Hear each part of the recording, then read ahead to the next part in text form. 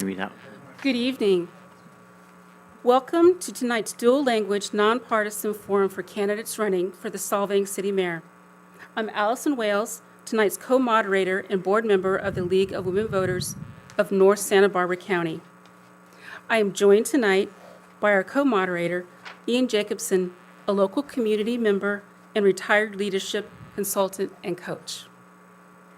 The League of Women Voters is a nonpartisan grassroots organization working to protect and expand voting rights to ensure everyone is represented in our democracy. The League encourages the informed and active participation of citizens in government through voter registration and education. The League of Women Voters was excited to partner with several community organizations this fall to provide nonpartisan forums throughout the North County in this election cycle. I have to note that one person we forgot to put on here is the AAUW of Vandenberg branch in Lompoc, and they put on with us 2 wonderful forums.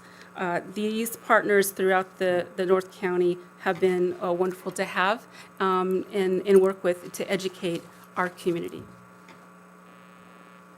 Good evening. Here is tonight's agenda. We have the welcome, which Allison has just done. And we have the land acknowledgement, which will happen in a few minutes. Well, in any case, forum protocol and structure, candidate opening remarks, initial questions, an intermission during which the League will be going through the questions that have been submitted either online or here in the room, and then closing remarks. So, before we begin tonight, we acknowledge that Solvang and Santa Ynez rests on the ancestral lands of the Chumash people. We honor the Chumash elders, past, present, and future. We come together tonight following the Chumash tradition to learn and grow as a community. As we begin our forum, we will do our best to speak slowly, clearly, and enable accurate interpretation, and will give candidates a signal by hand if they need to slow down. All candidates received an invitation to participate in this forum. All participating candidates agreed to our forum rules, and candidates received a potential list of issues which might be discussed at the forum. Candidates did not receive any specific questions in advance. So now for the forum protocol. In speaker order, we're doing this according to what the speaker order is on the ballot. There'll be an opening statement of 1 minute per candidate. All candidate questions have been selected from community input. Question response is up to 2 minutes. Timekeepers will raise a yellow paddle when there's 30 seconds remaining, and a red card when it's time to stop.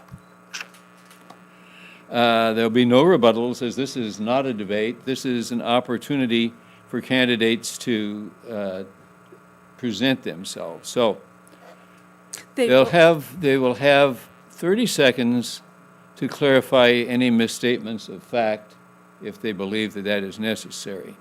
And then we'll have the closing statement of 1 minute. Now let's talk a little bit about the context. The role of mayor is a significant leadership role. The mayor is the leader of the city council, and through the manager, the employees of the city of Solvang. As the leader, it is the mayor's responsibility to create a climate that welcomes the respectful exchange of diverse ideas, positions of the council members, and with citizens who speak before the council.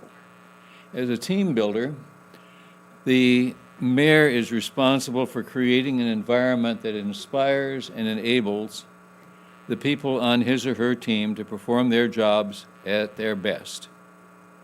Leaders only win when the team wins. As voters, we are here this evening on a mission of discovery. Our challenge is to learn enough about each candidate so that we may make informed choices when we vote. Making informed choices is the cornerstone of an effective democracy. We need to be grateful and respect our candidates for their willingness to devote part of their lives to serving our community.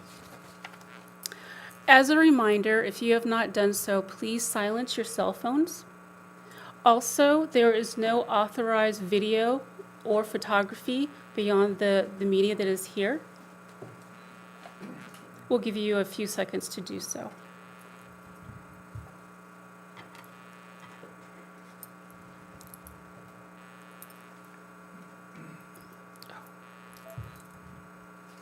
So on to questions. Are we ready? Okay. So this is, well, actually, you get to do your opening statement before questions. I'm so sorry. That's okay. Mr. Baker. Hi. Well, hello. Thank you for coming, and thank you everyone out on Zoom. My name is Jamie Baker, and I'm running for Solvang Mayor. First off, I would just want to say that I love this town, and I've loved it since the moment I came up that hill. I first came up here in 1979 as a student, and I just fell in love with the place. Just the magic, the enchantment. I knew that eventually I would be spending a lot of my life here. So spent 5 years in the area as a student and teacher eventually, and then moved on with the rest of my career. Some of you don't know me. I own a business in town. I have a lot of government experience, a lot of nonprofit social service experience, and a lot of arts experience, which is I'm hoping to bring back to Solvang and start a new renaissance. Mr. Brown. Good evening. Thank you all for being here tonight. And thank you to the League of Women Voters for hosting this and putting on this forum, and all the volunteers and sponsors that are part of it. Much appreciated, and a big shout out to my #1 supporter, Karen Brown. Thank you for all the time you let me get away from our duties. But I am currently the City Council representative for District 3 and the Mayor Pro Tem for the City of Solvang currently.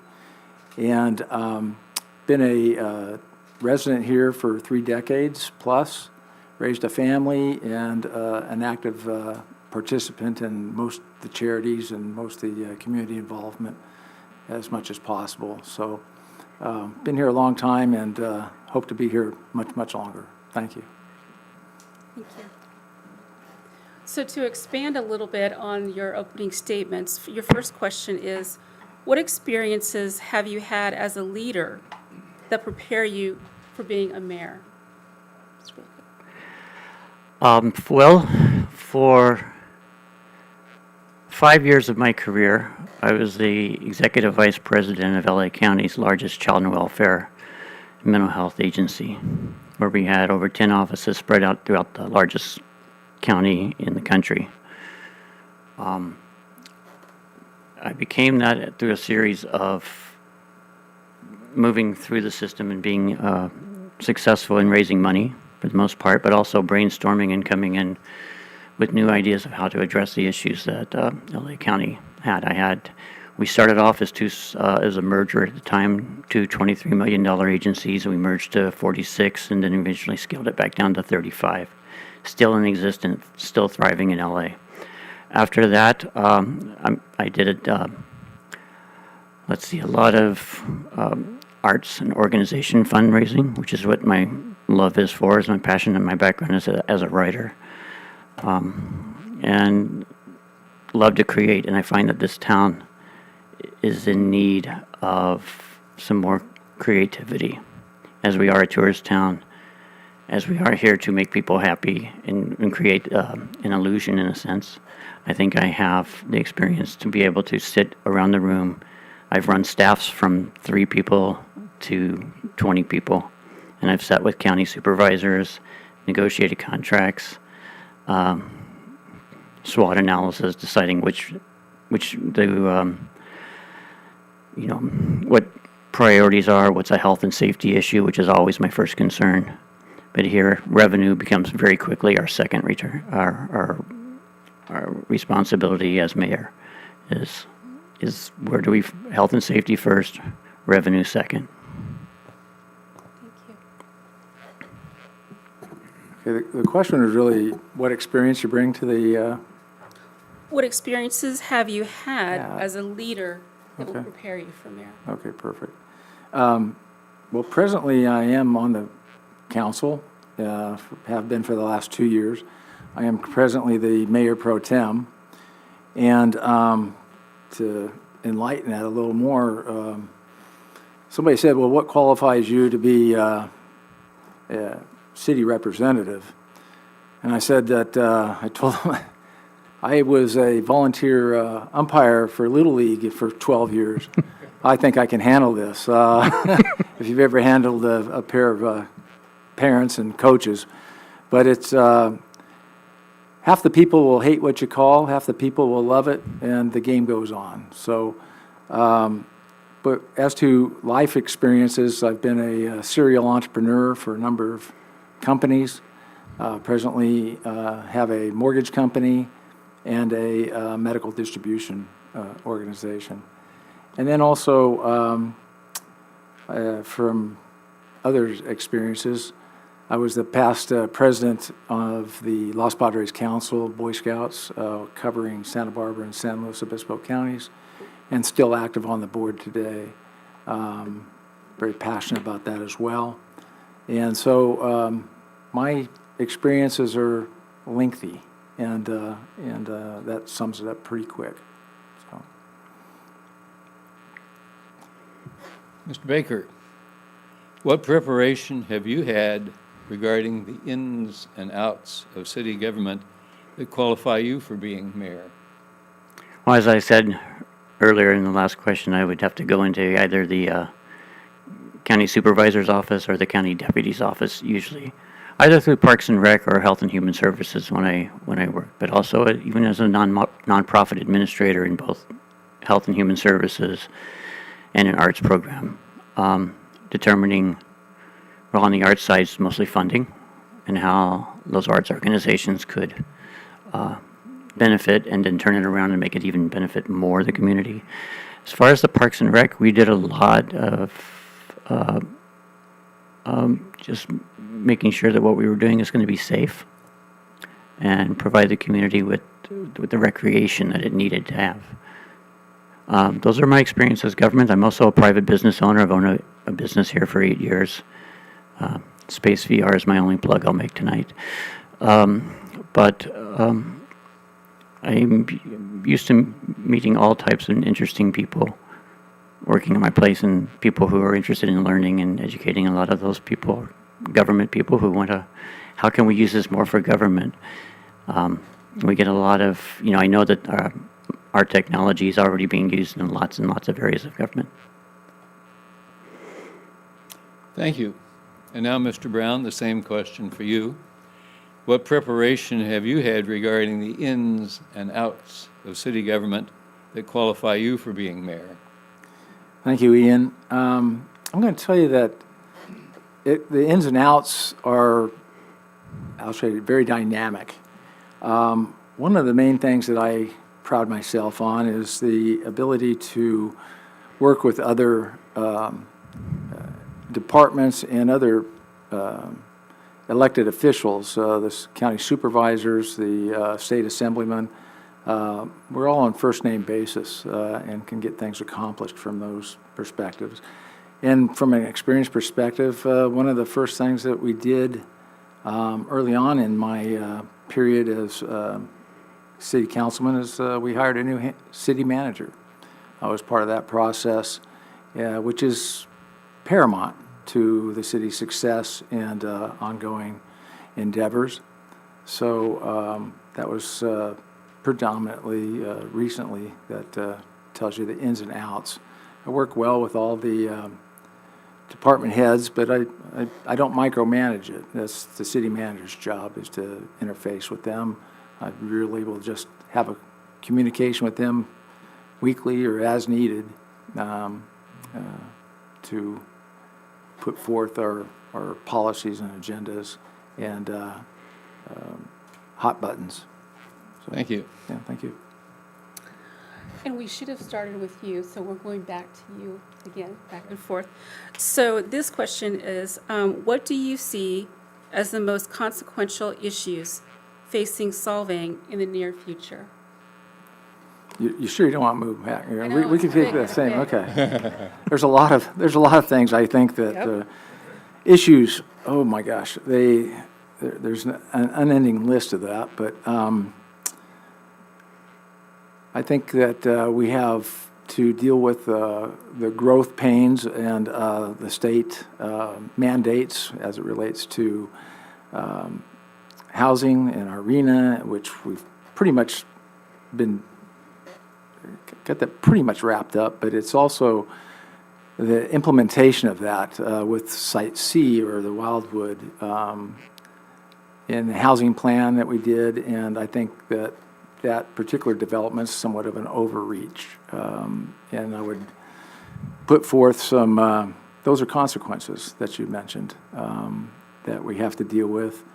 And then we also need a remodel or refurbishment of our wastewater treatment, which will be a significant infrastructure challenge just for purchasing it and putting forth the bonds and everything required. So, and then I could go on and on for all the items going on in Solvang, but I think that probably traffic and helping our youth and the seniors would be our top scenarios. Thank you. Water. Whether it be finding more water as we continue to expand at the level that we have. Also, as David said, the wastewater management plant, needing to look at all of our options. Those two, I believe, are very pertinent. I remember I've been going to council meetings for 8 years, and it seems to be the number one topic on most agenda lists is, what are we doing with this wastewater management plant? What are we doing about accumulating more water sources? So that's the priority. The housing element, as David said, is very much, and I agree with on the Wildwood project, and the other projects that are in the planning department are very much that we have to get that right. We have to get it right for the city and for the people who live here now. Whatever it's going to take to make sure that, that we don't do some type of growth that is in the wrong direction. I come back to looking at our budget, and I come back and look at our expenses and our revenue. And I see our expenses continue to gradually climb and the revenue laying flat. And we have about 2 pretty productive revenue streams as a city, our hotels and our tasting rooms and everything. And but we have allowed other revenue streams to go dormant. And I believe that Solvang has a lot of arts and culture that has been asleep for a long time. That used to be, when I was here 40 years ago, created the economic engine that ran the town, that made people stay here for 4 days, eat in the restaurants. Thank you. And now, do we go back to Mr. Baker, or do we, yeah, okay, Mr. Baker. We talked about water treatment plants, and that's a significant future investment. What do we need to do now, during the next few years, to make sure that we're not kicking the can down the road and having a crisis in the future? That's the question that I don't think we have the exact answer for right now as a city. And we do continue, and you're right, we have been kicking it down the street for several years. We know what the options are. Raising water rates is not what we want. And if we did, it's still not going to pay for it. We have to start looking at bond issues eventually down the line to address this issue. But as far as what I love about the council that we have right now, and David is a part of it, and that we have other members like Elizabeth and Clau and Mark, they're so well versed on the current condition. And Elizabeth, in general, just knows the ins and outs. And as far as being mayor, one of the parts is to defer to the other council member and say, this is your strength. You know this. Tell us what path we should be taking and where we should be putting our resources and our assets. And so, as part of being the mayor, you also acknowledges the other assets on this table and who's got a strength here and who has a strength there. I believe as a mayor, and if I'm not allowed to be your mayor, we will take advantage of every asset that sits up here. Thank you very much. And now the same question for you, Mr. Brown. Do you want me to repeat it, or? Sure. Okay. Since we've just been talking about water treatment plants, and that is a significant investment for the future, what do we need to do now so that we're not just kicking the can down the road into a crisis later on? Thank you. Basically, I don't see us kicking the can down because there's implementation designs and things of that nature for a new water treatment plant at the current location. And that plant, what's unique about it is right now we're trying to modify because we're trying to hit a moving target. The moving target comes from the state of California changing the requirements for particulates of any particular kind, and it now needs to be almost probably as pure as when it comes out of the ground, or when we get it. So that's the predominant reason. That plant, we have surplus capacity, so we can handle a city twice the size of Solvang as far as capacity.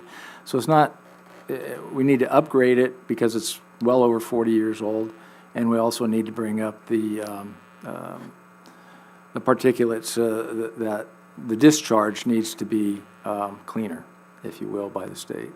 And that's really the concern.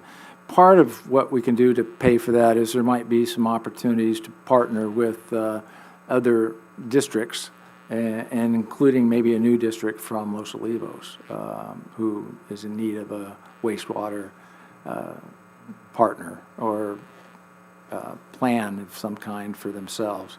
So there's a lot of opportunities, but I don't see us kicking the can down. We're taking action. Things are happening. One of the hurdles has been that our time with the grants from USDA was derailed for a short time. Still derailed, but we're working on that. So we're trying to get as much grant money as possible to minimize our bond requirement. So Thank you very much, Mr. Brown. Thank you. If there were a projected revenue shortfall to cover operating expenses, how would you go about trying to balance the budget? that's for me first, right? Yeah, okay. Yeah. Shortfall balance. My first determination would be to yell at Mr. Murphy, our city manager, for a while. What has he gotten us into? Bring it to his responsibility, but the responsibility rests with us. As far as opportunities for balancing that budget, it might be, well, payroll is the largest part of our budget for the most part on a daily basis. Maybe there might be some layoffs. There might be some sales of some assets that we don't need or don't utilize. But the shortfall in the balance is really not an acceptable trend. So we would do what's necessary to bring it into order and have we want to remain in the black. I don't think that passing a tax and taxing our citizens to balance a budget is the proper procedure. So, thank you. Take your question repeated? No, I'm fine. That's the great advantage of having David on the council. If I'm the mayor, is I can say, let's talk this through, because when Dave's still here and he has that knowledge, and I'd be grateful for the knowledge that he brings to the financial side. Yes, I don't like raising taxes. and to deal with the shortfall. I do sit on the Measure U committee. I do sit on the Budget Ad Hoc committee. And one of the things that we grossly underestimated was the performance of Measure U. The budget was being built in the past fiscal years, we had a certain number, and it turned out to have come out as double. We had twice as much revenue to play with than what we thought we had. So as we were being very conservative about how we were going to allocate funds, we could take a little deeper breath.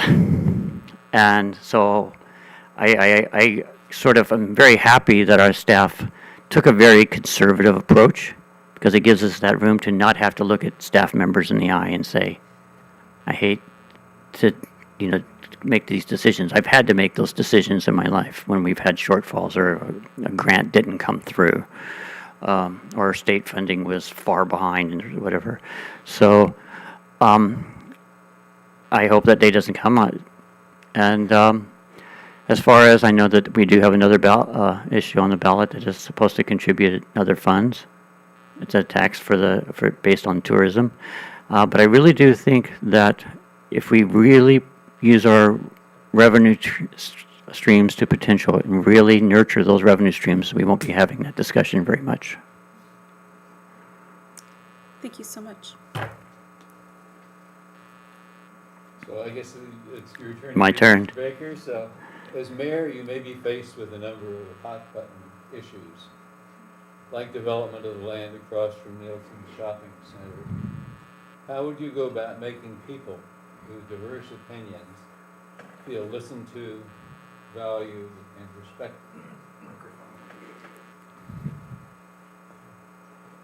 Oh, Ian's mic. Did I? Sorry. All right, my mistake. Yes. Okay. Speaking of hot buttons, no, I heard you fine. So, I will do that again for posterity, yes. As mayor, you may be faced with a number of hot-button issues, like development of the land across from Nielsen Shopping Center. How would you go about making people with diverse opinions feel listened to, valued, and respected? Well, I'll answer that as two different people. One as not mayor and one as mayor. As not mayor, I don't like that project. And just also, I don't take my campaign, I've not taken a dime from anyone, no developers, no private citizens or anything like that. So I don't feel like I have to walk around that subject as much. I think that I know we're probably leaning more toward a scaled down version of it, and as scaled down as we can possibly get, the better. As a mayor and listening to diverse opinions, and making sure that everyone gets heard. I have 3 kids, and we run a pretty good listening and responding, and we also, every committee I've sat on, we all take time to make sure that we can come to win-win situations. And that's what I'm always looking for, is a win-win. I think that our situation up here is a win-win situation, quite frankly. So I think the thing that we need to avoid is chaos and issues that get in the way of us doing our business as a city. Things that people who say they want to be heard, but then they may not be adding to the conversation in a productive manner, but we still need to listen, but we still need to do what's right for the city. At the end, as mayor, you do have to make that call. Thank you very much. And do you want me to read the question again for you? I'm good, thanks. Okay. Unless you'd like to, because it's fun. For hot issues, hot buttons and issues, you mentioned one, which is Site C, there by Nielsen's. There'll be others. And I think I've already done that with regards to how do I get the best out of individuals and listen to what they have to say. I do value challenges and whatnot, but at the same time, I'm kind of the guy, if you come to me and you have an issue, I'm all ears. I'd like to listen to it, but at the same time, bring me an idea or solution that you would. How would you improve it? It's bothering you, or it's your hot button, not necessarily mine. How would you change it, or what would you do?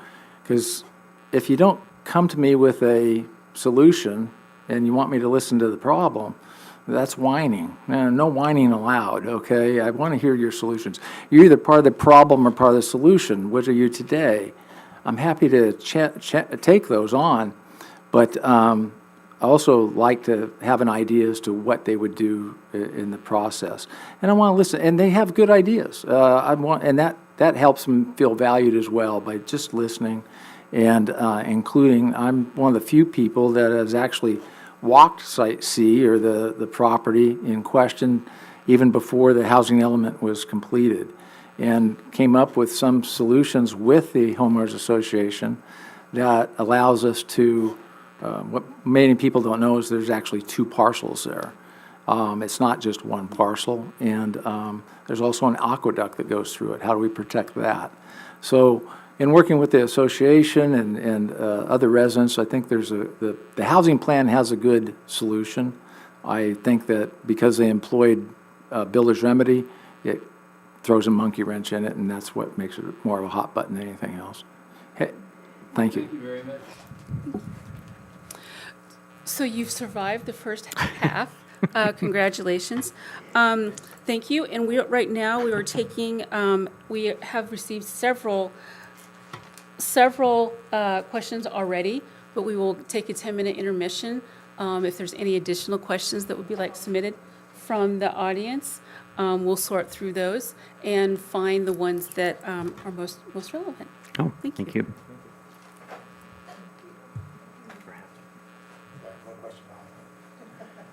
Cue up your opening slides, we have something to get through.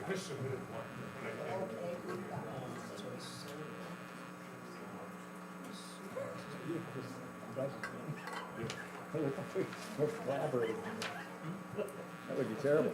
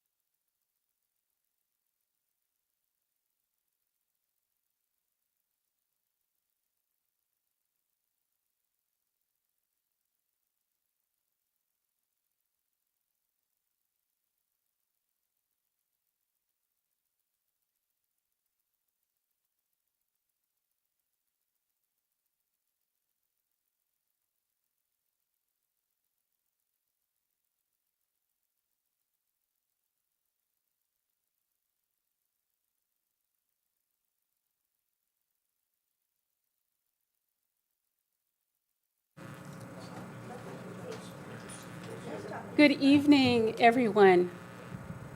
Thank you so much for, I do want to acknowledge the audience and your questions and some of the questions we received this afternoon via email.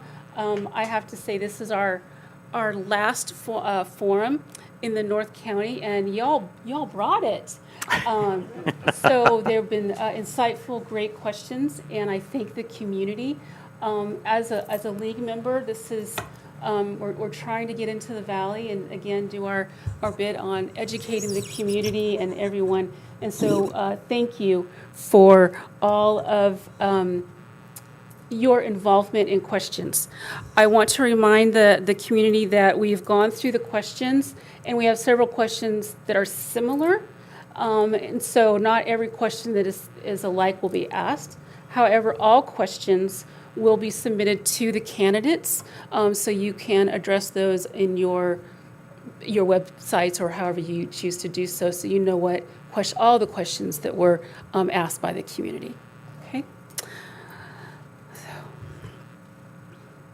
So the first question we have is, what is your position on Solvang ballot measure E 2024, the increase from 14 to 16% in the transient occupancy tax? It's 12 to 12 to 14. 14? 12 Sorry. to 14. Okay. Well, I did sign in favor of Prop E. It does keep us in line with our neighboring city and the county, where it all is going to 14. It seems to be on track to go there. It does come straight from the tourist. It doesn't come unless I decide to go stay at the Landsby. It does where we basically generate a lot of our revenue. I find that it's acceptable. I'll put it that way. Although I don't like seeing taxes on it. But my other main thing is as a city, if we are raising the taxes on people who are coming here, we have to sort of promise to give them something back in return. Now I know the language of Prop E is very similar to the language of Prop U, and at the end of the day, it really is all general fund for the city to make recommendations for. But in my heart, I think if we are asking people who are driving 90 miles, 200 miles to come visit our village to witness the magic that we've promised to create, then Measure E needs to be accountable to them. And our TOT area of our 3 square block area of downtown needs to shine. And we really need to, as council members and as citizens, to say, what can we do to improve this area? And we do have Measure E funds that we should be hopefully directing toward that. Okay. Can you repeat the question? Or you got it? No, I'm familiar with Measure E. Moving the tax from 12 to 14%, it's also on the ballot for the county. It's also on the ballot for Buellton. But, while I'm not a supporter of this particular tax, for economic reasons, I could show you that already 12% already has an inflation index to it, because every time a hoteler moves that rate from $200 to $300, we're going to take 12% of that increase as well. So that our revenue is still going up with inflation, so it's not an inflationary type of backup. But I think we would do just as well if we had planning and got some of the projects through the pipeline for more hotels, more rooms. That might dilute it a little bit with regards to occupancy, but it would make up and accomplish the same thing without having a tax. My concern with visitors is that I don't want them to have buyer's remorse when they check out and leave town. Buyer's remorse because they look at the bill and says, "Oh my God, I just spent so much money," and on the room, and this goes to the city. So I don't want it to be death by 1,000 cuts, if you will. So I wasn't a proponent for it, but at the same time, as a city councilman, I voted to put it on the ballot because I'd rather the community make that decision, as it'll affect them as well. Thank you. And now, Mr. Brown, in current and future development of Solvang, how critical is it to preserve the Danish village ambience?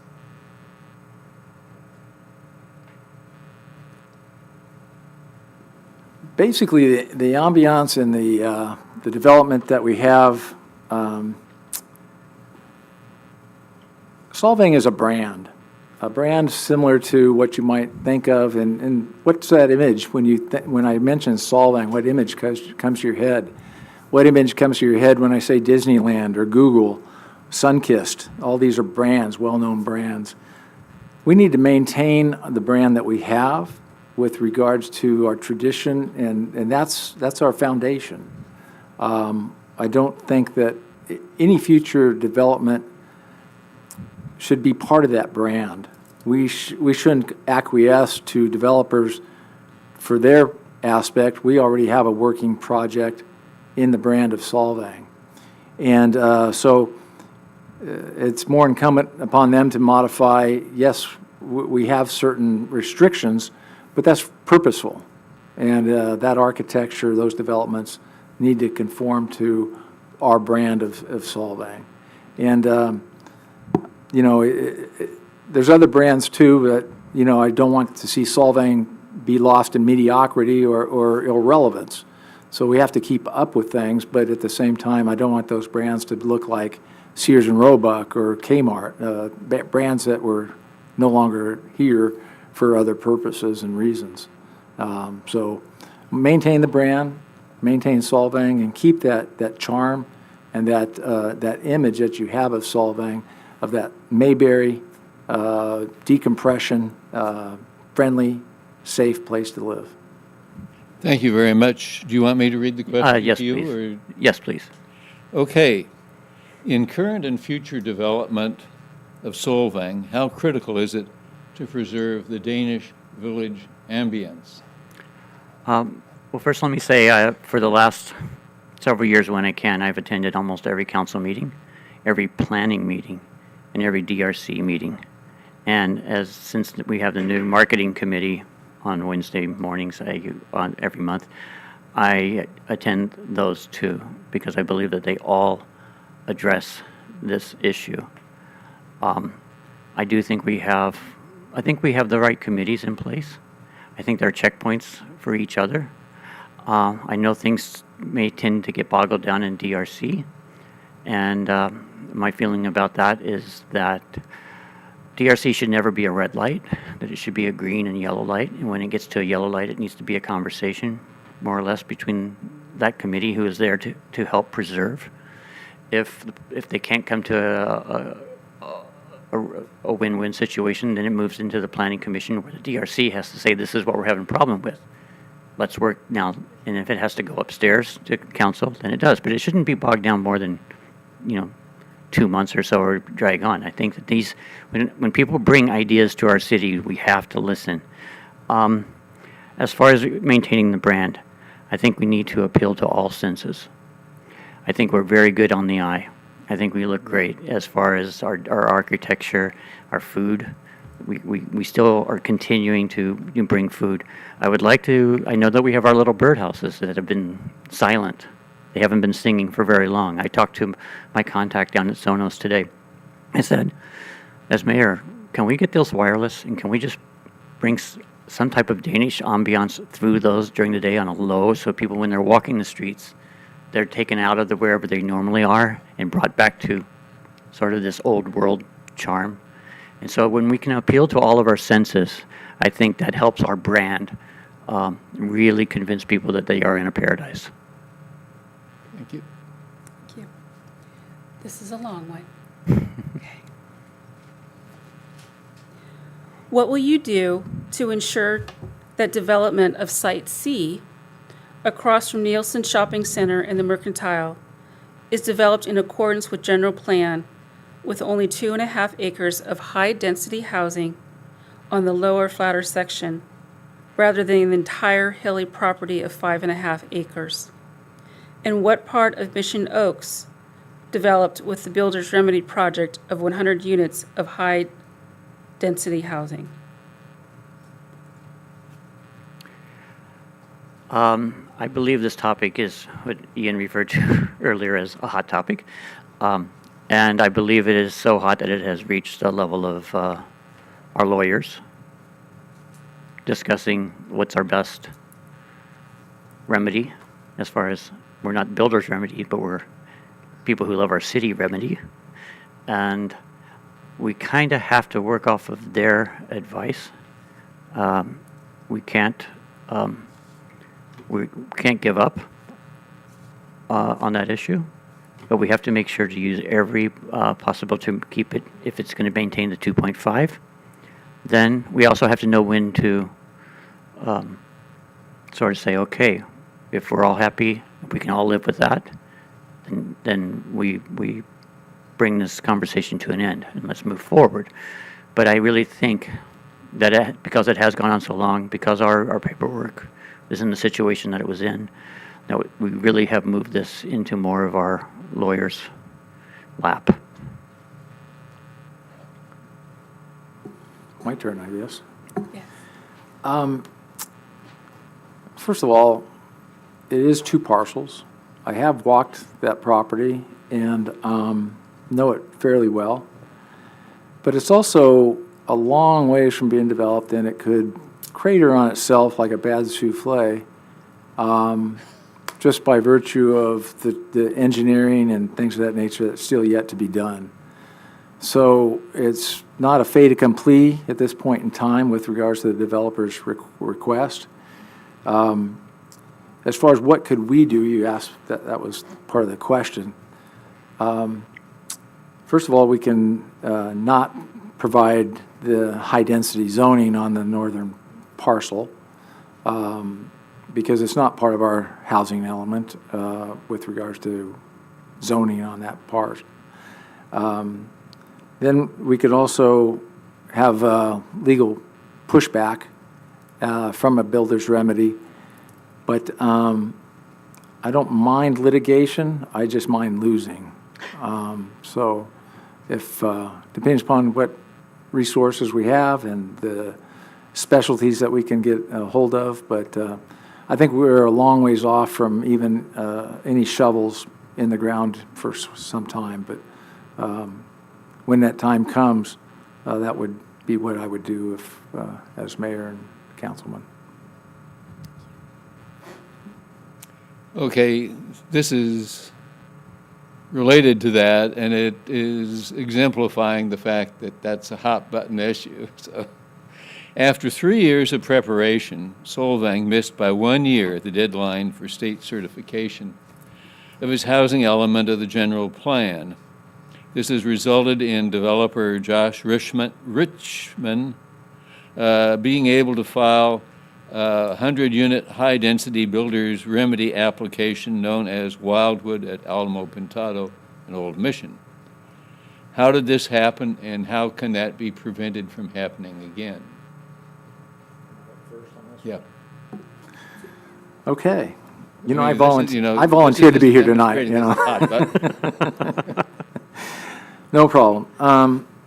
It is a hot button, and it's on us. We hired consultants to do our housing element and our general plan, and they failed us.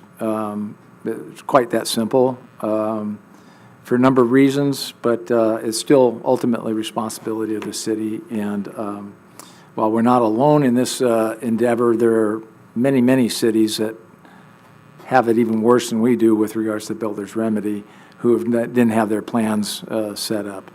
I think it's onerous on the state to impose these loopholes when it is a public entity that's trying its best. And we basically had it pretty well established and defined. You're right, we missed a deadline, and it's not entirely our fault, but when you submit the plan, that's not when the clock stops. The clock stops when they approve it. it can sit up there, when I say up there, with the commissions and the agencies that approve them. The clock still runs on their time as well. So they take their time and they could still miss it, even though it's there in plenty of time to approve. So, the builder's remedy, it's a state mandated or state statute that we're trying to deal with and mitigate it and try and keep it a minimal issue as possible. But again, it's on us for the general plan and the housing element. Thank you. And now, Mr. Baker? Yes. Well, I'm lucky because I can say that this didn't happen on my watch. But I also don't blame any member of our local council. If you look back at 3.5 years and what our world was and how all of us were having to live, it was very easy to put other priorities in front. We had lots of turnover. We had lots of reduction in staff. Lots of probably, when you do that, you have a lot of miscommunication. So what as I said earlier, I believe this is in the lap of our attorneys now. And as David said, we're a long way from anything going in the ground. And he's right about it could fall apart at any minute. But I think certain cities and certain townships do certain things really well. And I think when the state should be realizing that and acknowledging that, what Solvang is, more than probably any other town, Los Olivos is catching up, but we are a tourist town. We have a brand. We represent something that people want to come to specifically see. Our outlying areas who do have space, who could accommodate an issue like housing, probably better than what we can at the moment, could fulfill the need and the mandate that the state wants. When you start to look at individual cities and holding them to these sort of very strict mandates, when do we get to have the conversation of, think of us as a valley, think of who has this strength and who has that strength, and do we solve the issue? If your issue is to find reasonable housing for lower income families, do we solve the issue by maybe pushing a certain amount over here, a certain amount over here? Everyone has a roof over their head, and we're fulfilling that mandate. I'd like to see if we could have that conversation. Thank you. And you just introduced the next subject, I think. This is a question is in the realm of housing, and I believe the spirit of it is also affordable housing.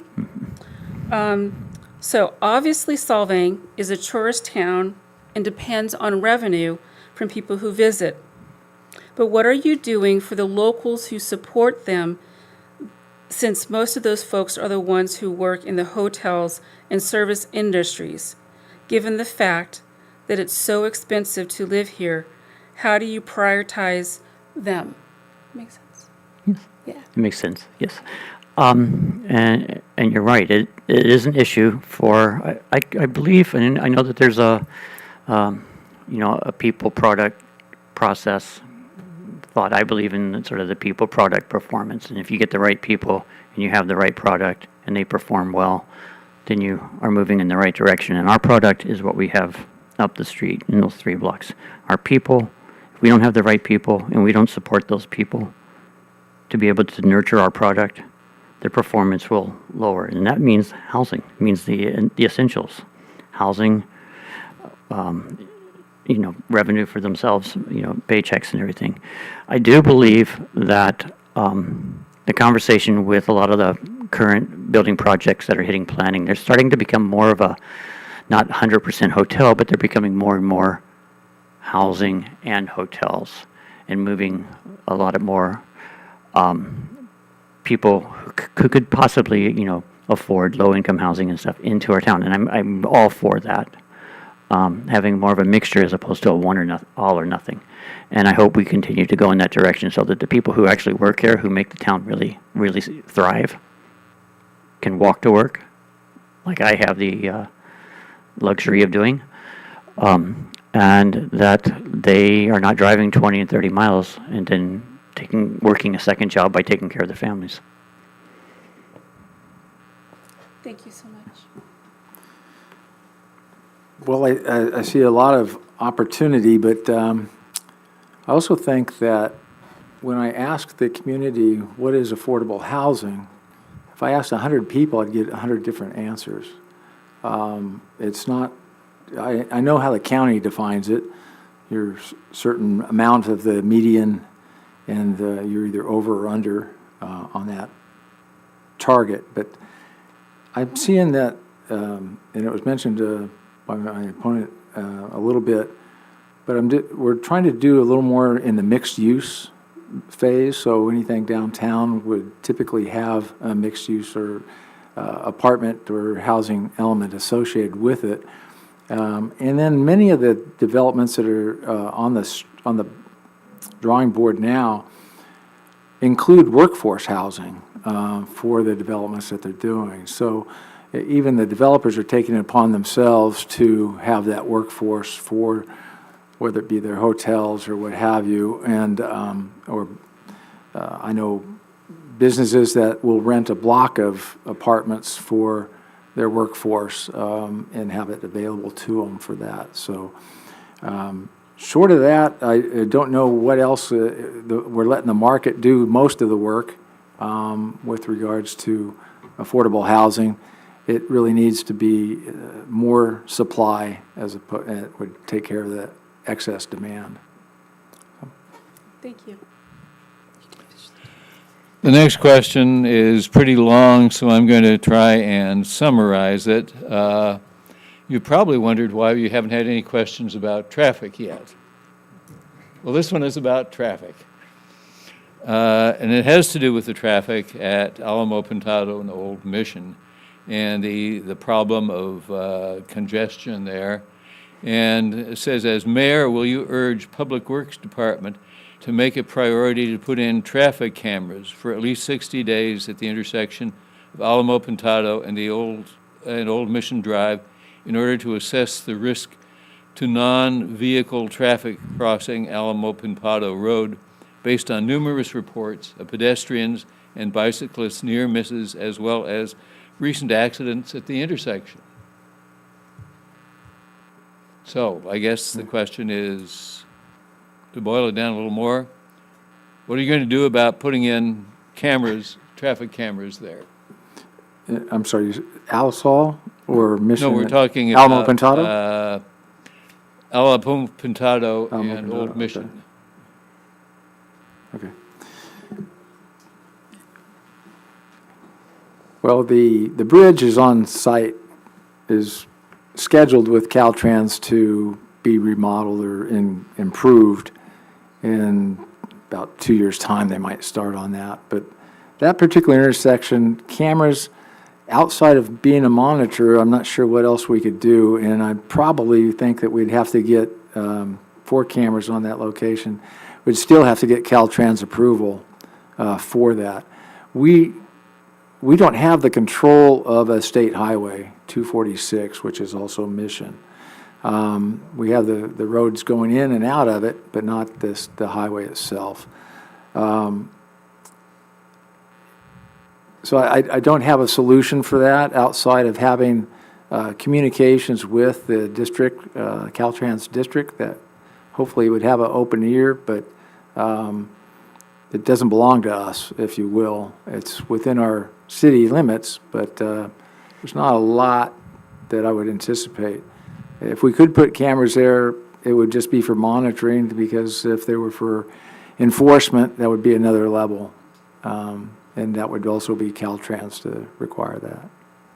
Thank you, Mr. Brown. Now, Mr. Baker? Yes, I'm in agreement with David. There's a lot of cooks there, and it really is a Caltrans issue. Council can do as much as it can, but it really comes down to Caltrans, and if they're willing. And but we could, I mean, as a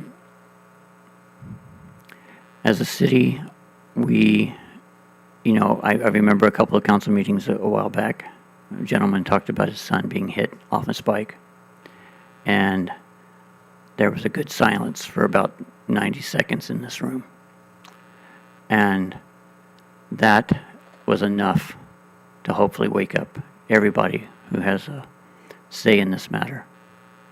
I want it to be safer. I find it I drive my kid to school every day. I see the speed limit go from 25 to 45 to 55 to 25 in about a span of a mile. I would love for it to be uniform and slowed down completely. As far as the question was about traffic, I'm not sure if you addressed it did say specific to that four-way stop, and then the other four-way stop up the road near the Lot C. You got these two. But traffic in general is as we go into the city, it exists, but it's okay to go 10 miles and look at our buildings. It's parking and differentiating between traffic and parking is, I think, was what we have an issue, and I'm sure one of the questions will be about that. But as far as putting in cameras, I would love to, but it would really have to come down to several people weighing in and making it happen. Thank you very much. And now it's time for your closing statement. Wow. In a nutshell, why are you uniquely qualified to be Solvang's mayor? You'll have 2 minutes to make your parting case for why we should vote for you. Want to flip a coin? Baker? Well, A comes before BR. okay, I will go first. As I said in my opening statement, that I absolutely, truly love the city and have loved it since the day I set foot here. I actually ran 4 years ago when we were having the recall, so I was asked to run then. And I believe I said in one of my posts that, Jim Thomas stepped forward. And after I met Jim for coffee, I said, this guy's going to be perfect. Don't worry about it. And it was. I also had some other personal issues at the time that I needed to take care of, especially during COVID. But now I'm ready to take this at hand. I'm a business owner in this town. My kids have all gone to the school in this town. I know what they love and what they wish that they had more of. I'd like to focus on that. I think my background in improving revenue streams, especially in recreation, arts and culture, but it's much easier to make those revenue streams come alive when I can pick up the phone and call that person and say, hi, this is Jamie, the mayor of Solvang, and I need your help. As opposed to, Jamie, I'm just a guy who owns a business in Solvang.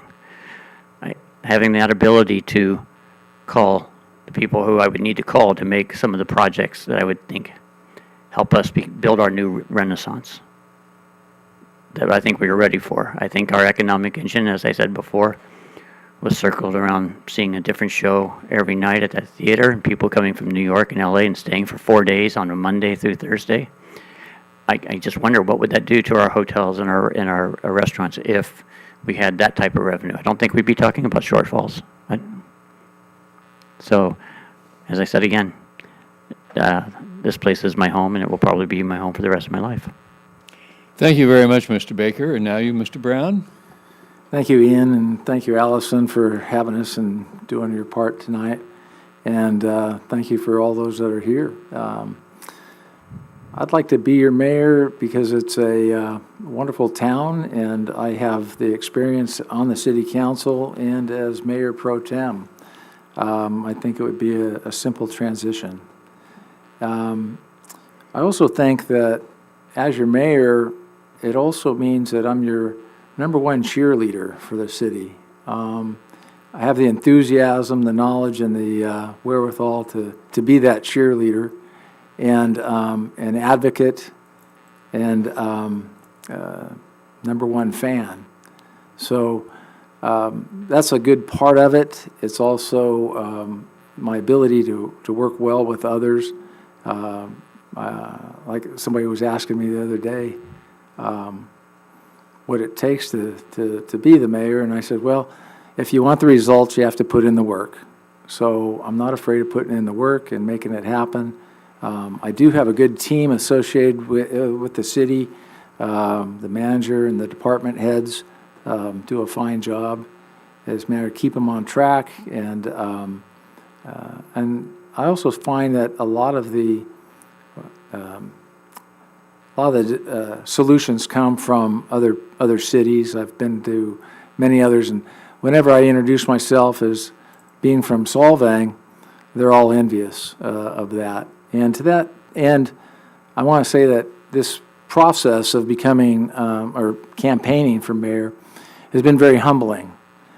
People have come forward and says, hey, what can I do to help? What can I assist with? Do you have a yard sign I can put up there? They've donated some money, and it's been very humbling to have that type of support, and I won't let you down as your mayor. Thank you. Well, thank you very much. On behalf of the League of Women Voters and the citizens of Solvang, thank you for participating in this forum. I believe that we have a better idea now of who you are and why you believe that we should vote for you. I want to remind you once again in the audience that all questions will be assembled and given to all candidates so that you may answer any questions that were not read to you this evening. And so that incorporates everything. So at this time, I would like to say how to register and how to vote. Online registration was October 21st. You can visit vote411.org for more information, or register to vote.gov Vote California. Safe voting step. All registered voters will receive a ballot in the mail, and I know many people have already started to vote. Voters can sign up to track your ballot at whereismyballot.sos.california.gov. 2 voting options: either vote at home or most definitely vote in person. You can complete your ballot. You can sign and date the envelope that is already stamped. Return the ballot by mail early or before 11/5 at any U.S. Post Office, or drop box at the Santa Barbara County Election Secure Box before 11/5/24. That location is at the Solvang Veterans Memorial Hall, or drop off at any polling place. Election Day is around the corner, Tuesday, November 5th, 7 a.m. to 8 p.m. Your polling place is listed on your ballot. And again, thank you for your dedication to democracy, and thank you to the City of Solvang.